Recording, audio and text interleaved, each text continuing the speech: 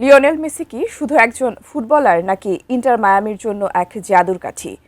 Argentine মহাতারকার জাদুতে মাঠের সাফল্যের পাশাপাশি মাঠের বাইরেও এখন উঠছে ক্লাবটি। $145 কোটি মূল্যমান নিয়ে ইন্টার মায়ামি এখন MLS এর সবচেয়ে দামি দল। আর এই আকাশচুম্বী আয়ের রহস্য ভেদ করতে গিয়ে ক্লাবের সহমালিক জর্জে মাস এবার প্রকাশ করলেন খোদ অধিনায়কের বেতন। সঙ্গে আছে নতুন স্টেডিয়াম নিয়ে বড় চমক। বিস্তারিত জানাচ্ছেন বদিউজ্জামান মিলন। আর্জেন্টিনার বিশ্বকাপ জয়ী অধিনায়ক লিওনেল মেসির সঙ্গে রেকর্ড চুক্তির সুফল পেতে শুরু করেছে ইন্টার মায়ামি। স্পোর্তিকোয়ের প্রতিবেদন অনুযায়ী ক্লাবটি এখন সবচেয়ে দামি MLS দল, মূল্য $145 কোটি। যে খেলোয়াড়ের জন্য আমেরিকান ফুটবলে খ্যাতি কুড়িয়েছে মায়ামি, তাকে খুশি রাখতে তো সর্বোচ্চ চেষ্টা করাই যায়। মায়ামির সহমালিক মায়ামির ওনার জর্জে মাস প্রকাশ করলেন মেসির বেতন কত।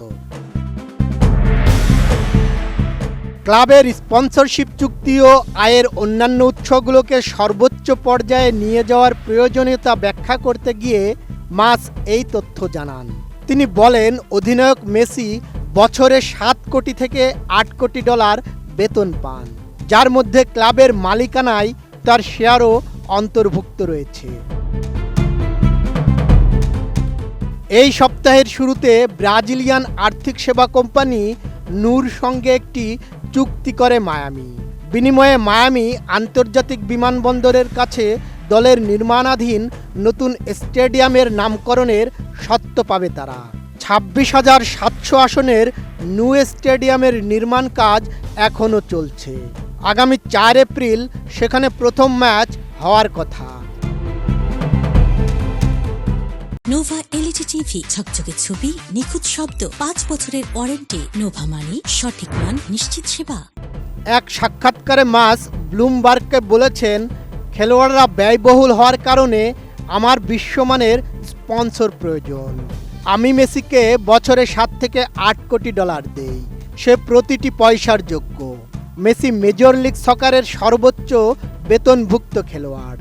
MLS প্লেয়ার্স অ্যাসোসিয়েশনের প্রকাশিত বেতন নির্দেশিকা অনুযায়ী তার মূল বেতন $1,20 লাখ। আর নিশ্চিত পারিশ্রমিক ও ক্ষতিপূরণ মিলে তা বেড়ে দাঁড়ায় $2,44,667। এছাড়া মেসি আরও বিভিন্ন খাত থেকে আয় করেন, যেমন এডিডাস ও লিগ ব্রডকাস্ট পার্টনার অ্যাপেলের সঙ্গে চুক্তি থেকে। 2023 সালের গ্রীষ্মে ক্লাবে যোগ দেওয়ার পর মেসি গত অক্টোবরে চুক্তির মেয়াদ বাড়ান।